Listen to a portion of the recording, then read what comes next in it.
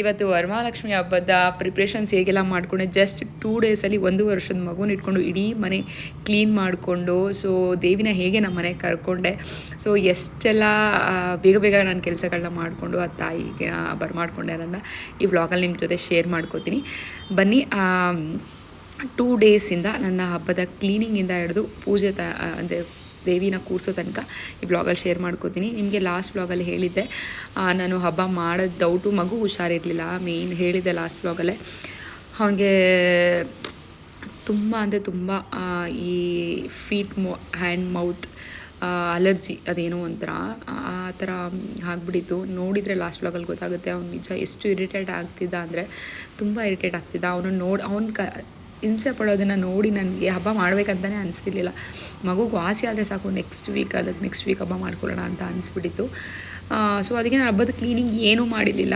So ಆ್ಯಕ್ಚುಲಾಗಿ ಅಂದ್ಕೊಂಡಿದ್ದೀನಿ ನಾನು ಊರಲ್ಲಿ ಹಬ್ಬ ಮಾಡೋಣ ಅಂತ. ಸೊ ಊರಲ್ಲಿ ಅತ್ತೆ ಮಾವ ಇಬ್ಬರೇ ಇರೋದ್ರಿಂದ ನಾವು 3 ಜನ ಇರೋದ್ರಿಂದ ಸೊ ಊರಲ್ಲೇ ಹೋಗಿ ಮಾಡೋಣ. ಲಾಸ್ಟ್ ಇಯರ್ ಊರಲ್ಲೇ ಮಾಡಿದ್ದೆ, ಎಲ್ಲರೂ ಒಟ್ಟಿಗೆ ಚೆನ್ನಾಗಿರುತ್ತೆ ಅಂತ ಅಂದ್ಕೊಂಡು ನಾನು ಈ ಸತಿನ ಊರಲ್ಲೇ ಮಾಡೋಣ ಅಂತ ಹೇಳಿದ್ದೆ. ಬಟ್ ಅತ್ತೆ ಯಾಕೋ ಬೇಡ ಇಲ್ಲೇ ಮಾಡಿ, ಅಂದರೆ ಲಾಸ್ಟ್ ಇಯರ್ ನಾವು ಆ ಮನೇಲಿ ಕೂರಿಸಿದ್ವಿ, ಸೊ ಈ ವರ್ಷ ಈ ಮನೇಲಿ ಕೂರಿಸಿ ಅಂತ ಹೇಳಿದ್ರು. ಸೊ ನಾನು ಯೋಚನೆ ಮಾಡಿದೆ ಮಗು ಹುಷಾರಿಲ್ಲ ನನಗೆ ಹೆಂಗೆ ಮಾಡೋಕ್ಕಾಗತ್ತೆ ಅಂತ. ಬಟ್ ದೇವಿನ ಕೂರಿಸು ತಾಯಿನ ಮನೇಲಿ ಕೂರಿಸು ಅಂತ ಹೇಳಿದಾಗ ಆಗಲ್ಲ ಅಂತ ಹೇಳೋಕ್ಕೆ ನನಗೆ ಮನಸ್ಸು ಬರಲಿಲ್ಲ. ಅದಾಗೋದು ಇಲ್ಲ ಅಲ್ವಾ. ಸೊ ಅದಕ್ಕೆ ಸರಿ ಹೇಗೋ ಮಾಡ್ಕೊಳ್ಳೋಣ ಬಿಡು ಅಂತ ಅಂದ್ಬಿಟ್ಟು ಡಿಸೈಡ್ ಆದೆ. ಮಂಗಳವಾರ ಅಂದರು ಅತ್ತೆ ಹಂಗೆ. ಸೊ ಮಂಗಳವಾರ ನೈಟ್ ಫ್ರಿಜ್ ಒಂದು ಕ್ಲೀನ್ ಮಾಡಿಕೊಂಡೆ ಅಷ್ಟೇ. ಗುರುವಾರ ಗೊತ್ತಿರುತ್ತೆ ನಿಮಗೆ ಹಬ್ಬದ ಕೆಲಸನೇ ಎಷ್ಟಿರುತ್ತೆ ಅಂತ. ಸೊ 2 ಡೇಸಲ್ಲಿ ಇಡೀ ಮನೆ 3 BHK ಹೌಸು ನಮ್ಮದು ಮನೆ. ಸೊ ಅಷ್ಟು ಮನೇನ 1 ಇಂಚು ಬಿಡ್ದಂಗೆ ನಿಜ ಎಷ್ಟು ನೀಟಾಗಿ ಕ್ಲೀನ್ ಮಾಡಿದೆ ಅಂದರೆ ದೇವ್ರು ಎಲ್ಲಿ ಕೊಟ್ಟರು ಶಕ್ತಿ ನನಗೆ ಅಂತ ಅನಿಸ್ಬಿಟ್ಟು ಅಷ್ಟು ನೀಟಾಗಿ ಇಡೀ ಮನೇನ 2 ಡೇಸಲ್ಲಿ ಕ್ಲೀನ್ ಮಾಡಿದ್ದೀನಿ. ನನ್ನ ಕತೆ ಬೇಡ ನಿಜ ಹೆಂಗಿದೆ ಅಂದರೆ ಸೊ ಎಷ್ಟು ಮಾಡಿದ್ರು ಮುಗಿದಾನೆ. ನಾನು ಕಿಚನ್ ಹೆಂಗಿದೆ, ಮನೆ ಹೆಂಗಿದೆ, ಎಷ್ಟು ಕ್ಲೀನ್ ಮಾಡ್ತಾನೆ ಇದ್ದೀವಿ. ರಾತ್ರಿ 12 ಗಂಟೆ ಆಯಿತು, 12 o'clock ಆಯಿತು ರಾತ್ರಿ. ಎಲ್ಲ ಮಾಡಿ ರೂಮ್ ಎಲ್ಲ ಒಂದೊಂದೇ ಮಾಡ್ಕೊಂಡು ಹೋದೆ. ನಿನ್ನೆ ಗೆಸ್ಟ್ಗಳು ಬೇರೆ ಒಬ್ಬರು ಆದಮೇಲೆ ಒಬ್ಬರು ನನ್ನ ಮಗ ಇನ್ನೂ ಮಲಗಿದ್ದಾನೆ. ಈ ರೂಮ್ ಬೆಡ್ಶೀಟ್ ಒಂದು ತೆಗಿಬೇಕು, ಮೊನ್ನೆನೇ ಹಾಕಿದ್ದು. ಬಟ್ ರಾತ್ರಿ ತೆಗಿಬಿಟ್ಟು ಹಾಕ್ತೀನಿ. ನೋಡ್ಬೋದು ಸೋಫಾ ಕವರ್ಸ್ ಎಲ್ಲನೂ ಕೂಡ ಜಾಗ ಇಲ್ಲಂಗೆ ಇಲ್ಲಿ ಎಲ್ಲ ತೆಗೆದು ಹೊಂದಾಕಿದ್ದೀನಿ. ಸೊ ಇಷ್ಟ ಆಗಿದೆ ಕೆಲಸ. ರೂಮ್ಗಳೆಲ್ಲ ಪೂರ್ತಿಯಾಗಿ ಫುಡ್ಡಿಂದ ಹಿಡಿದು ಪ್ರತಿಯೊಂದು ಫುಡ್ಡು ಕಿಟಕಿಗಳೆಲ್ಲ ಈ ಸೈಡ್ ವಿಂಡೋಸ್ ಎಲ್ಲ ಒಳಗಡೆ ಎಲ್ಲ ನಾನೇನೇ ಕ್ಲೀನ್ ಮಾಡಿಬಿಟ್ಟಿದ್ದೆ. ಸೊ ಇವತ್ತು ಬಂದು ಹಸ್ಬೆಂಡ್ ಆಚೆ ಗ್ಲಾಸಸ್ ಎಲ್ಲ ಆ ಕಡೆ ಒರೆಸ್ಬಿಟ್ಟು ಈ ಕಡೆ ರೂಮ್ಗಳನ್ನೆಲ್ಲ ನಾನು ಒರೆಸ್ಕೊಂಡೆ. ನನ್ನ ಮಗ ಕೂಡ ಪಾಪ ಹೆಲ್ಪ್ ಮಾಡ್ದೆ. 3 ಜನ ಸೇರ್ಕೊಂಡು ಸ್ವಲ್ಪ ರಾತ್ರಿ ನೆನ್ನೆ ಬೆಳಗ್ಗೆಯಿಂದ ಮಾಡಿದೆ ನಾನು. ರಾತ್ರಿ 3 ಜನ ಸೇರಿಕೊಂಡು ಕ್ಲೀನ್ ಮಾಡ್ಕೊಂಡ್ವಿ. ಹಬ್ಬ ಅಂದರೆ ಆಗೆಲ್ಲ ಹೆಣ್ಮಕ್ಳಿಗೆ ಎಲ್ಲಿಲ್ಲದೆ ಎನರ್ಜಿ ಬಂದುಬಿಡುತ್ತೆ ಅಂತ ಅನ್ಕೋತಿದ್ದೆ ನಾನೇ. ಸೊ ಎಲ್ಲ ಮನೆ ಆಲ್ಮೋಸ್ಟ್ ಕ್ಲೀನ್ ಆಯಿತು. ಕಿಚನ್ ಒಂದು ತುಂಬ ಬ್ಯಾಲೆನ್ಸ್ ಇತ್ತು. ನಾನು ಅಂದ್ಕೊಂಡೆ ಪಾತ್ರೆಗಳೆಲ್ಲ ಏನು ತೊಳೆಯೋದು ಬೇಡ, ನನಗಿರೋದೇ ಒಂದೇ ದಿವಸ, ಇವತ್ತು ಗುರುವಾರ ಬೆಳಗ್ಗೆ ಇದು. ಸೊ ಹಾಗೆಲ್ಲ ಕ್ಲೀನ್ ಮಾಡೋಕ್ಕೆ ಅಂತ. ಬಟ್ ಯಾಕೋ ಮನಸ್ಸೇ ಬರಲಿಲ್ಲ. ಆದಷ್ಟು ಮಾಡ್ಕೊಬಿಡೋಣ ಅಂತ ಅಂದ್ಬಿಟ್ಟು ಬಾಕ್ಸಸ್ ಎಲ್ಲ ತೆಗೆದೆ, ಎಲ್ಲ ತೊಳೆದಿಟ್ಬಿಟ್ಟೆ ಎಲ್ಲ ಒರೆಸ್ಕೊತಾ ಇದ್ದೀನಿ. ಮಗು ಹುಷಾರಿಲ್ಲದಿರೋದ್ರಿಂದ ಯಾರಾದರೂ ಒಬ್ಬರು ನೋಡೋಕೆ ಬರ್ತಾನೆ ಇದ್ರು. ಸೊ ಅವ್ರನ್ನ ಮಾತಾಡಿಸ್ಕೊಂಡು ಕೆಲಸಗಳನ್ನ ಮಾಡಿಕೊಂಡೆ. ಅಮ್ಮಂಗೂ ಫೋನ್ ಮಾಡಿ ಹೇಳಿದೆ ನಿನ್ನೆ ನೈಟು, ಅಮ್ಮ ಹಬ್ಬ ಮಾಡೋಣ ಅಂತ ಇದ್ದೀನಿ ಬನ್ನಿ ಕುಂಕುಮಕ್ಕೆ ಅಂತ. ಸೊ ಅಮ್ಮ ಅದಕ್ಕೆ ಹೆಂಗೆ ಮಾಡ್ತೀಯಾ, ಮಗುನ ಇಟ್ಕೊಂಡು ಬರ್ತೀನಿ ಅಂತ ಹೇಳಿದ್ರು. ಸರಿ ಬನ್ನಿ ಅಂತ ಹೇಳಿದ್ದೀನಿ. ನಾನು ಹೇಳಿದ್ದೆ ಅಮ್ಮಂಗೆ ನೈಟೆ, ಸರಿ ಅಂತಂದರು. ಸರಿ ಅಂದ್ಬಿಟ್ಟು ಕ್ಲೀನ್ ಮಾಡ್ಕೊಂಡು ಅಡುಗೆ ಮನೆ ಕ್ಲೀನ್ ಮಾಡ್ಕೊಂಬಿಡೋಣ ಅಷ್ಟೊತ್ತಿ ಅಂತ ಮಾಡ್ಕೋತಾ ಇದ್ದೀನಿ. ಫಸ್ಟ್ ಅಂದ್ಕೊಂಡಿದ್ದು ಟೈಲ್ಸು ಹುಡ್ಡು ಇಷ್ಟು ಮಾತ್ರ ಒರೆಸ್ಕೊಳ್ಳೋಣ, ಈ ಪಾತ್ರೆಗಳೆಲ್ಲ ಬೇಡ ಅಂತಲೇ. ಬಟ್ ಏನೋ ಮನಸ್ಸು ಒಪ್ಪಲಿಲ್ಲ. ಸರಿ ಆಯಿತು ಮಾಡ್ಕೊಬಿಡೋಣ ಅಂತ ಅಂದ್ಬಿಟ್ಟು ಮಾಡ್ಕೋತಾ ಇದ್ದೀನಿ. ಇನ್ನೂ ಕೆಲಸಗಳೊಂದಷ್ಟು ಬ್ಯಾಲೆನ್ಸ್ ಇದೆ. ಇನ್ನು ಟೆರೆಸ್ ತೊಳೆದಿಲ್ಲ. ನನಗೆ ಹೆಂಗೆ ಗೊತ್ತಾ, ಮಾಡಿದ್ರೆ ಎಲ್ಲ ನೀಟಾಗಿ ಮಾಡಬೇಕು. ಸ್ಟೆಪ್ಸ್ ಎಲ್ಲ ಹಸ್ಬೆಂಡು ಗುಡಿಸ್ಕೊಡ್ತೀನಿ, ರಾತ್ರಿ ಬಂದು ತೊಳ್ಕೊಡ್ತೀನಿ ಅಂತ ಹೇಳಿದ್ರು. ಬೇಡ ಬಿಡಿ ನಾನೇ ಮಾಡ್ಕೋತೀನಿ ಅಂತ ಹೇಳಿದ್ದೀನಿ. ಆ್ಯಕ್ಚುಲಿ ಯಾರಾದರೂ ಒಬ್ಬರನ್ನ ವರ್ಕರ್ನ ಇಟ್ಕೊಂಡು ಮಾಡ್ಕೋಬೋದು ಕರೆಕ್ಟು. ಬಟ್ ನನಗೆ ಯಾರೂ ಪರಿಚಯ ಇಲ್ಲ ಇಲ್ಲಿ. ನಾನು ರೆಗ್ಯುಲರಾಗಿ ಬರೋರ್ಗಾದರೆ ಓಕೆ, ಹೊಸ್ದಾಗಿ ಬಂದರೆ ಅವ್ರಿಗೆ ಹಿಂಗೆ ಮಾಡಿ ಹಂಗೆ ಮಾಡಿ ಅಂತ ಹೇಳ್ಕೊಂಡೇ ಆಗಿಬಿಡುತ್ತೆ. ಸೊ ಅದಕ್ಕೆ ನಾನು ಹೆಂಗೋ ಮಾಡ್ಕೊಬಿಡೋಣ ನೋಡೋಣ ಅಂತ ಅಂದ್ಕೊಂಡು ಮಾಡ್ಕೋತಾ ಇದ್ದೀನಿ. ದೇವರನ್ನ ಸ್ಟ್ರಾಂಗಾಗಿ ಅಂದ್ಕೊಂಡಿದ್ದೀನಿ ಎಲ್ಲ ಕೆಲಸ ಆಗಲಿ, ನನ್ನ ಮಗುಗೆ ವಾಸಿಯಾಗಿ ಅವನು ಆರಾಮಾಗಿದ್ದರೆ ನಾನು ಪೂಜೆ ಮಾಡ್ಕೋತೀನಿ ಅಂತ. ನೋಡ್ಬೋದು ಇಲ್ಲಿ ಅಮ್ಮ ಕೂಡ ಬಂದರು. ಹಾಗೆ ಅಮ್ಮನು 1 ಗಂಟೆ ಆಯಿತು ಬರೋಷ್ಟರಲ್ಲಿ ಕೆ ಆರ್ ಮಾರ್ಕೆಟ್ಗೆ ಹೋಗಿದ್ರಂತೆ, ಕೆ ಆರ್ ಪುರಂ ಮಾರ್ಕೆಟ್ಗೆ ಹೋಗಿದ್ರು. ಅಲ್ಲಿಂದ ಫೋನ್ ಮಾಡಿದ್ರು, ಅಮ್ಮ ಕೆ ಆರ್ ಪುರಮಲ್ಲಿದ್ದೀನಿ, ಏನಾದರೂ ಬೇಕಾ ಹೂವು ಏನಾದರೂ ಅಂತ. ಆ್ಯಕ್ಚುಲಿ ಹಸ್ಬೆಂಡು ನೆನ್ನೆ ನೈಟೇ ಫ್ರೂಟ್ಸ್ ಎಲ್ಲ ತಂದಿದ್ರು, ಹೂವು ತೊಗೊಂಬನ್ನಿ ಅಂತ ಹೇಳಿದೆ. ಮಲ್ಲಿಗೆ ಹೂವು ಇಲ್ಲ, ರಾತ್ರಿ ಖಾಲಿ ಆಗಿಬಿಟ್ಟಿದೆ, ಮಧ್ಯಾಹ್ನ 1 ಗಂಟೆಗೆ ಬರಬೇಕಂತೆ. ಹಾರ ಇದೆ ತೊಗೊಂಬರಲ್ಲ ಅಂತ. ನನಗೆ ಬೇಡ, ನನಗೆ ಯಾವ ಸೈಜ್ ಬೇಕೋ ಅದು ನಾನೇ ಹೊಲ್ಕೋತೀನಿ ಅಂತ ಹೇಳಿಬಿಟ್ಟು ಅಮ್ಮಂಗೆ ಹೇಳಿದ್ದೆ. ಮಲ್ಲಿಗೆ ಹೂವು ಮತ್ತು ಶೋ ಫ್ಲವರ್ಸ್ ಏನಾದ್ರು ತೊಗೊಂಡು ಬನ್ನಿ ಅಂತ. ಅಲ್ಲೂ ಜೋರು ಮಳೆ ಅಂತೆ. ಅಮ್ಮ ಸರಿ ತೊಗೊಂಬರ್ತೀನಿ ಅಂತ ಅಂದ್ಬಿಟ್ಟು ತೊಗೊಂಡು ಬಂದರು. ಹೂವು ಪ್ರೈಸ್ ಹೆಂಗಾಗಿದೆ, 100 ಗ್ರಾಮ್ಸು 250 ರುಪೀಸ್ ಮಲ್ಲಿಗೆ ಹೂವು.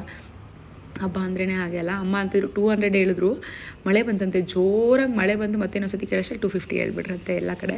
ಸರಿ ಅಂತ ಅಂದ್ಬಿಟ್ಟು ಇನ್ನೇನು ಮಾಡೋಕ್ಕಾಗತ್ತೆ, ನಮಗೆ ಬೇಕೇ ಬೇಕಲ್ವ ಅಂತ ಅಮ್ಮ ಮತ್ತೆ ಬಂದಿದ್ದ ತಕ್ಷಣ ಏನು ಕೆಲಸ ಮಾಡ್ಕೊಳ್ಳಿ ಅಂತ ಅಂದ್ಬಿಟ್ಟು ಕಿಚನ್ ಕ್ಲೀನ್ ಮಾಡೋಕ್ಕೆ ಬಂದರು. ನಾನೆಲ್ಲ ಕ್ಲೀನ್ ಮಾಡಿದ್ದೀನಮ್ಮ, ಕಿಚನ್ ಏನು ಬೇಡ, ನೀವು ದೇವ್ರ ಸಾಮಾನು ತೊಳ್ಕೊಟ್ಬಿಡಿ ಅಂತ ಹೇಳಿದೆ.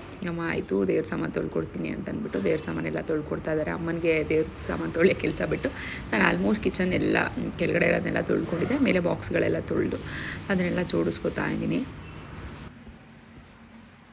ಹಾಯ್ ಗಾಯ್ಸ್, ಈಗ ಕೆಲಸ ಎಲ್ಲ ಮುಗಿದು, ಕ್ಲೀನಿಂಗ್ ಎಲ್ಲ ಮುಗಿದು. ನಮ್ಮಮ್ಮ ಮನೆ ಒರೆಸ್ತಾ ಇದ್ದಾರೆ. Hi madam. ನಮ್ಮಮ್ಮ ಆಗಲೇ ಬಂದರು, ವಿಡಿಯೋ ಮಾಡಿಲ್ಲ, ಕೆಲಸ ಮಾಡೋ ಬಿಸಿಯಲ್ಲಿ. ಹೂವು ಎಲ್ಲ ತೊಗೊಂಬರಲ್ಲ, ಅಮ್ಮ ಮಲ್ಲಿಗೆ ಹೂವು ತೊಗೊಂಬಂದರು. ಮತ್ತು ಏನಮ್ಮ ಇದು ಶೋ ಹೂವು, ದವಣ ಎಲ್ಲ ತೊಗೊಂಬಂದ್ರೆ ದೇವಿಗೆ ಹೂವು ತೊಗೊಂಬರ್ಬೇಕಂತ ಹೇಳಿದ್ರು. ರಾತ್ರಿ ತಾವರೆ ಹಸ್ಬೆಂಡ್ ತೊಗೊಂಬಂದಿದ್ದಾರೆ, ಫ್ರೂಟ್ಸ್ ಎಲ್ಲ ತಂದಿದ್ದಾರೆ. ಇನ್ನೂ ಒಂದಷ್ಟು ಲೀಸ್ಟ್ ಮಾಡಿದ್ದೀನಿ, ಗಂದಿಗೆ ಐಟಮಲ್ಲಿ ಸಿಗುವಂಥದ್ದು, ಅದನ್ನ ತೊಗೊಂಬರೋಣ ಅಂತ ಅಮ್ಮ ಒರೆಸ್ತಿದ್ದಾರೆ.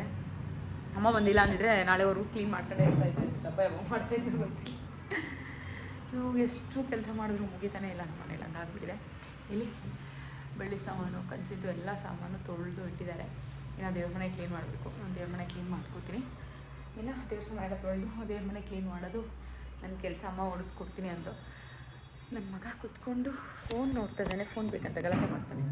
ಸರಿ ಅಂತ ಒಂದು ಸ್ವಲ್ಪ ತೊಗೊಳ್ಳಿ ಅಂತ ಫೋನ್ ಹಾಕ್ಕೊಟ್ಟಿದ್ದೀನಿ. ಬನ್ನಿ ಈಗ ಒಳಗಡೆ ಹೋಗಿ ತೊಗೊಂಬರೋಣ. ಒಂದಷ್ಟು ಲೀಸ್ಟ್ ಮಾಡಿದ್ದೀನಿ, ಏನೆಲ್ಲ ಬೇಕು ಏನು ಅಂತ. ಹಸ್ಬೆಂಡಿಗೂ ಹೇಳ್ತೀನಿ, ನಾನು ಏನು ಬೇಕು ಇಂಪಾರ್ಟೆಂಟ್ ನಾನು ತೊಗೊಂಬರ್ತೀನಿ. ಬನ್ನಿ ಬಂದು ನಾವೆಲ್ಲ ಸೀರೆ ಉಡ್ಸೋಣ. ಹಾಗೆ ಮಾರ್ಕೆಟಲ್ಲಿ ಹೋಗಿ ಒಂದಷ್ಟು ಐಟಮ್ಸ್ ಎಲ್ಲ ಬೇಕಿತ್ತು, ತೊಗೊಂಡು ಬಂದೆ. ಅಲ್ಲಿ ವಿಡಿಯೋ ಮಾಡೋಕ್ಕಂತೂ ನಿಜ ಆಗ್ತಿರಲಿಲ್ಲ, ಯಾಕೆಂದರೆ ಅಷ್ಟು ರಶ್ ಇದೆ. ನಮ್ಮ ಕೋಲಾರಲ್ಲಿ MG ರೋಡಲ್ಲಂತೂ ಅಪ್ಪ ಗಾಡಿ ನಿಲ್ಸೋಕ್ಕೆ ನಾನು ಎಷ್ಟು ಹುಡ್ಕಾಡಿದ್ದೀನಿ ಗೊತ್ತಾ. ಗಂದಿಗೆ ಅಂಗಡಿಯಲ್ಲಿ ನಿಜ ತೊಗೊಂಡಿದ್ದು ಸ್ವಲ್ಪ ಐಟಮೇ, ಎಷ್ಟೊತ್ತು ವೆಯ್ಟ್ ಮಾಡಿದ್ದೀನಿ ಗೊತ್ತಾ, ಅಷ್ಟು ರಶ್ ಇತ್ತು. ನಾಳೆ ಹಬ್ಬ ಅಂದರೆ ಇವತ್ತು ಹೋದರೆ ಏನಾಗುತ್ತೆ ಬಿಡಿ. ಇಲ್ಲಿ ಅಮ್ಮಂಗೆ ಹೂವಿನ ಹಾರ ಕೋಸೋಕ್ಕೆ ಹೇಳಿದ್ದೆ. ಅಮ್ಮ ಅದಕ್ಕೆ ತಾವರೆ ಹೂವು ಹಾಕಿ ಕೋಸೋಕ್ಕೆ ಹೆಂಗೆ ಮಾಡಬೇಕು ಹೇಳ್ಬಿಡುವ, ನಾನು ಕೋಸ್ಕೊಡ್ತೀನಿ ಅಂದರು. ಅದಕ್ಕೆ ಅದನ್ನೊಂದು ತೋರಿಸ್ಕೊಡೋಣ ಅಂತ ಹೋದೆ.